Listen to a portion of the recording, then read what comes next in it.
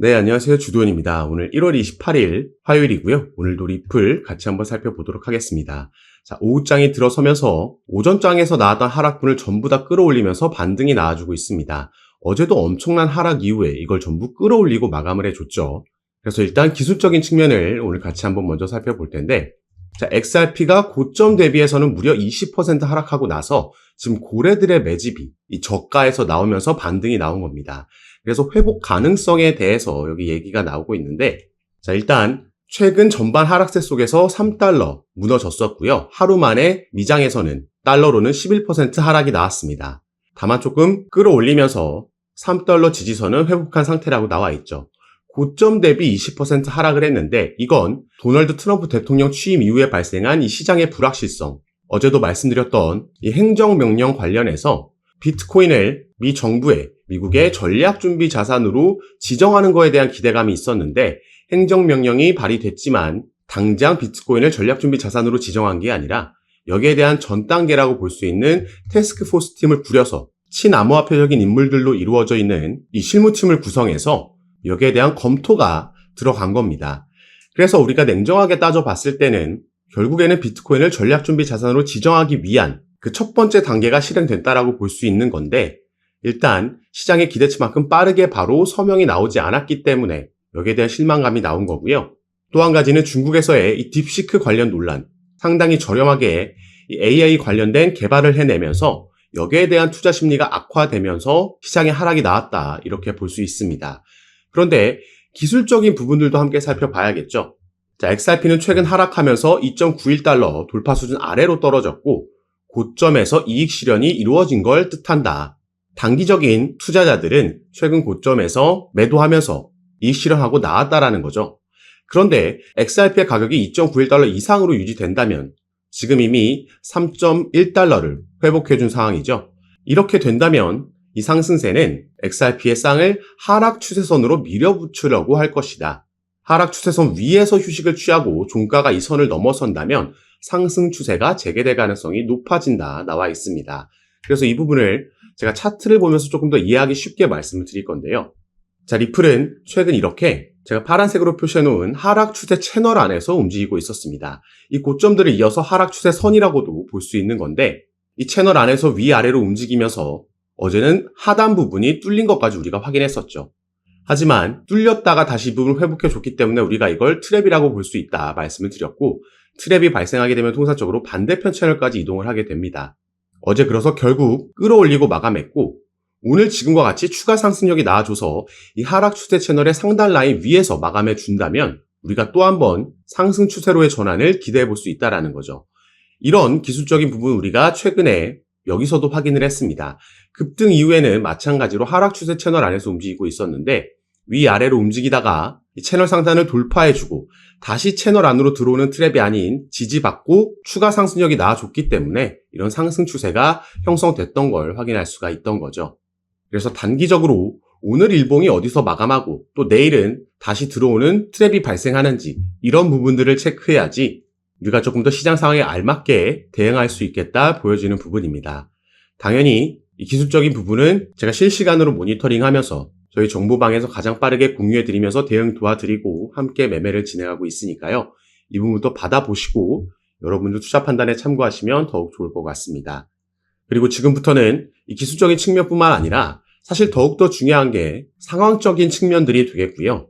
당장 단기적으로는 이번 달 미 연준에서의 금리 결정이 그리고 이어지는 파월 의장의 기자회견이 시장에 영향을 주면서 방향성을 결정할 수 있겠지만 만약 추가 하락이 나온다라고 해도 우리가 올 한 해를 길게 상승장 전체를 봤을 때는 여전히 리플은 우리가 기대해 볼 수 있는 상승 재료들을 여럿 가지고 있다 말씀을 드립니다.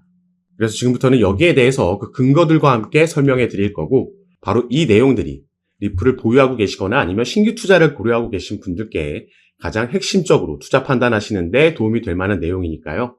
오늘 영상 꼭 끝까지 시청해 주시고 그 전에 밑에 있는 구독과 좋아요 버튼도 한 번씩만 눌러주시면 제가 이렇게 영상 제작하는 데 큰 힘이 된다는 점 먼저 말씀드리고 추가로 영상 밑에 더보기란 클릭하시면 제가 이렇게 저희 정보방에 참여하실 수 있도록 간편하게 링크를 만들어 놨습니다.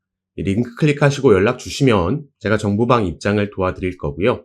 정보방에서는 앞으로 나올 수 있는 이 시장의 변수들, 최근에는 거시경제 이슈들과 같은 이슈들이 있었는데 이런 이슈들에 우리가 어떻게 대응하면 좋을지, 여기에 따라서 시장은 어떻게 방향성을 잡고 움직이고, 그래서 이 부분을 모니터링하면서 여기에 따른 알맞은 대응 방법과 구체적인 타점까지도 공유해 드리면서 여러분들 매매하시는데 도움을 드리면서 함께 진행하고 있는 방이니까요. 이런 정보들 받아보시면서 여러분들 투자 판단에 참고하시고 매매 진행하시면 더욱 좋을 것 같습니다.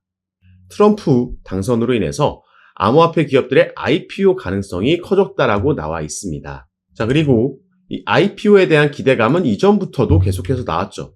일단 10월 달에도 리플의 CEO는 이런 얘기를 했습니다. 일단 당시에는 IPO는 우선순위가 아니다. 자, 대선 전이죠. 다만 리플의 CEO가 이런 발언을 했음에도 상장이 된다라면 가격은 급등할 거다라는 전망은 사실 이전부터 나왔다라는 거죠. 자, 밑에 내용을 보시면요. 리플의 IPO 가능성에 대해 추측은 수년간 제기되어 왔습니다. 2022년 갈링하우스는 리플이 향후 상장될 것이라고 자신감을 표명한 바 있으며 SEC와의 소송이 마무리된 이후에는 IPO를 검토하겠다라고 언급을 했죠.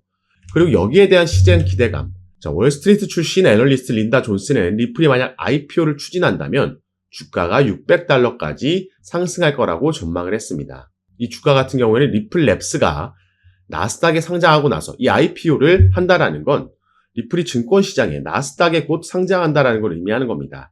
그렇게 되면 리플랩스의 주가가 $600 이상 갈 수 있다라는 거고, 또 다른 이 분석가는 리플사가 적절한 시기에 IPO를 추진한다면 최대 $35까지 상승할 수 있다라고 전망을 했죠. 그리고 사실 리플은 이 IPO를 재작년부터 본격적으로 준비해 왔었습니다. 자, 작년 4월 달에 뉴욕에서 비공개 로드쇼를 개최를 했고요. 이 IPO 관련 로드쇼에서 대부분의 투자 기업들이 당시에 참석을 했었습니다. 다만 이때만 해도 SEC와의 소송이 진행 중이었기 때문에 이 투자 기업들 입장에서는 리플의 가치를 알아봤다라고 해도 이 소송이 워낙 리스크로 작용하고 있었던 거죠. 그런데 이제 트럼프가 당선되는 이후에 SEC 위원장이 교체가 확정이 됐고요. 이미 차기 위원장은 친암호화폐적인 인물로 임명이 됐습니다. 그렇기 때문에 이 소송 종료에 대한 기대감, 거의 확신이 이 코인 시장에는 퍼져 있는 거고, 그렇기 때문에 리플이 최근 한 달 동안 400%라는 급등을 만들어낼 수 있었던 거죠. 그리고 나서 이 10월 달에, 작년 10월 달에는 리플이 홈페이지에 이런 IPO 관련된 포지션을 공개 채용하는 공고글도, 게시글도 올리기도 했습니다. 그래서 이때도 IPO 가능성 있는 거 아니냐, XRP $600 넘을 수도 있다라는 기대감이 또 한번 형성이 됐고요. 지금 이제 상승 사이클로 넘어가는 시점, 트럼프가 당선되고 나서 SEC와의 소송이 종료될 거라는 기대감에 당연히 리플레스의 IPO 착수, 이런 기사는 나오지 않는 게 더 이상하다라는 거죠. 이걸 충분히 우리가 내년에도 기대해 볼 수 있는 호재 소식이라는 거고, IPO를 본격적으로 진행하게 되면 아까 말씀드렸던 이 투자 기업들의 어마어마한 투자금이 들어오게 되는 거고요. 이건 당연히 리플 시세에 엄청난 호재로 상승 모멘텀으로 작용을 할 겁니다. 그래서 첫 번째로는 여기에 대한 기대감 우리가 가져볼 수 있겠고, 자, 또 한 가지는요. 제가 이 부분 전에 말씀을 드렸습니다. 자, QCP 캐피털의 공동 설립자인 다리우스 시트는요. 암호화폐 시장은 미 대선보다 블랙록의 역할이 더 중요하다라고 얘기를 했습니다. 자, 누가 이길지는 중요하지 않다. 다만 그보다는 블랙록이 암호화폐 시장에 진출한 게 더 중요한 이슈다라고 얘기를 한 거죠. 이 블랙록의 CEO인 레리 핑크라는 인물은 비트코인은 가치 저장 수단이다 발언을 했고, 이미 암호화폐가 미국에서 투자 수단이 됐음을 의미한다라고 얘기를 했습니다. 자, 바로 이 블랙록이 암호화폐를 주류화시킨 장본인이라고 나와 있죠. 작년에 비트코인의 급등이 시작되면서 1억 원을 넘기고 신고가를 경신할 수 있었던 그 시작점이 바로 블랙록이 비트코인의 현물 ETF를 신청했다라는 소식이 전해지면서 이게 시작이 됐던 겁니다. 결국에 현물 ETF를 승인시켰고, 바로 직후에는 이더리움의 현물 ETF까지 승인을 시켰죠. 그리고 최근에 블랙록은 리플에 어마어마한 자금을 투자할 거라는 관련 뉴스도 제가 전달해 드린 바가 있습니다. 자, 그런데 이 ETF 같은 경우에도 SEC가 그 승인 권한을 가지고 있기 때문에 이것도 마찬가지로 XRP의 현물 ETF도 내년에 거의 출시가 확정적인 상황입니다.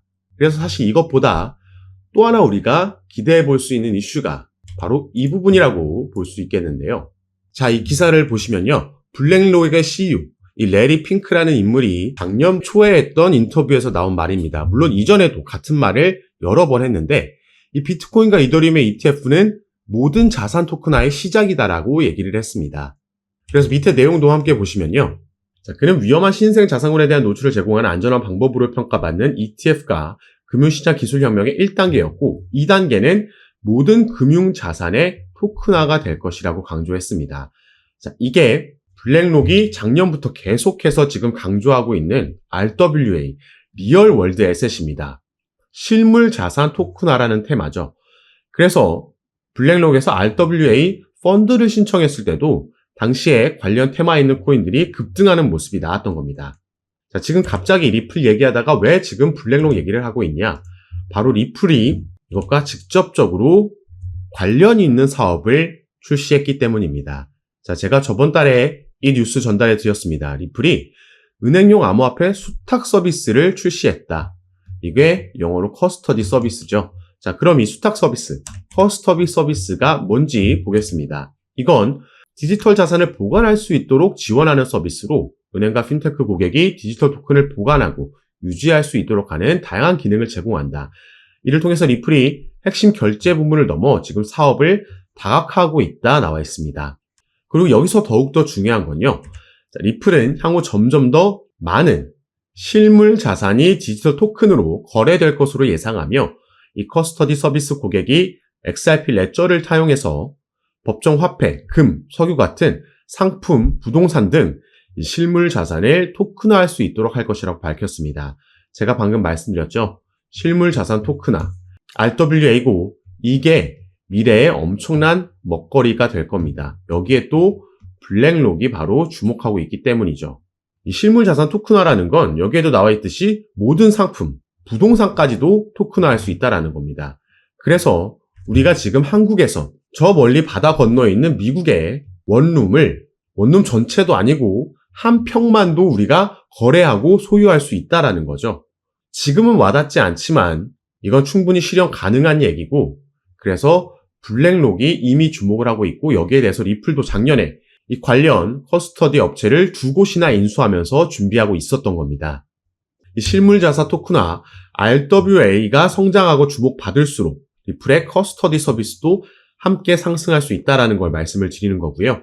여기에 아까 말씀드렸듯이 소송 이슈까지 SEC가 취하하게 되거나 그렇지 않더라도 법정으로 가서 승리한다라고 해도 어떤 식으로든 이제 리플은 이 소송 리스크에서 벗어날 수 있다.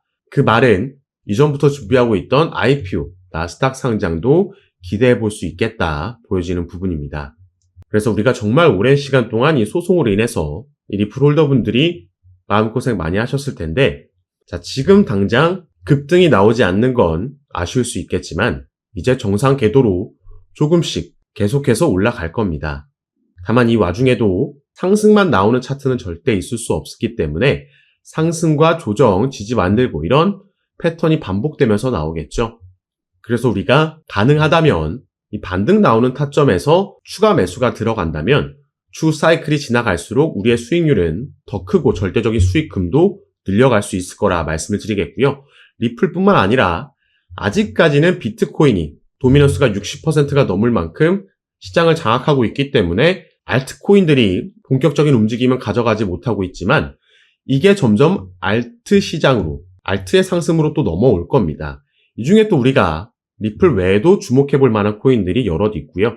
이런 종목과 구체적인 타점도 제가 카톡방에서 공유해 드리면서 지금까지 그래왔던 것처럼 가장 빠르게 새로운 뉴스들 전달해 드리고 타점도 드리면서 함께 매매 진행할 거니까 여러분들께서는 제가 아까 말씀드렸던 영상 밑에 더보기란에 제가 이렇게 링크를 남겨놨습니다.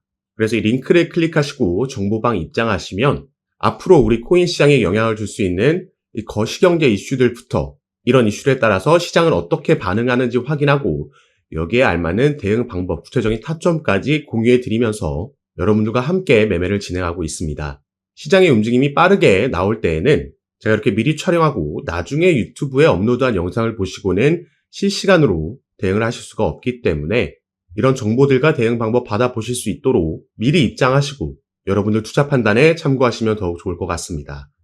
그래서 올 한 해 기대되고 있는 이 코인 시장의 강세장에서 영상 시청하시는 구독자분들 모두 꼭 큰 수익 얻어가시는 한 해로 만드셨으면 좋겠고요. 오늘 영상도 끝까지 시청해 주셔서 너무 감사드립니다. 감사합니다.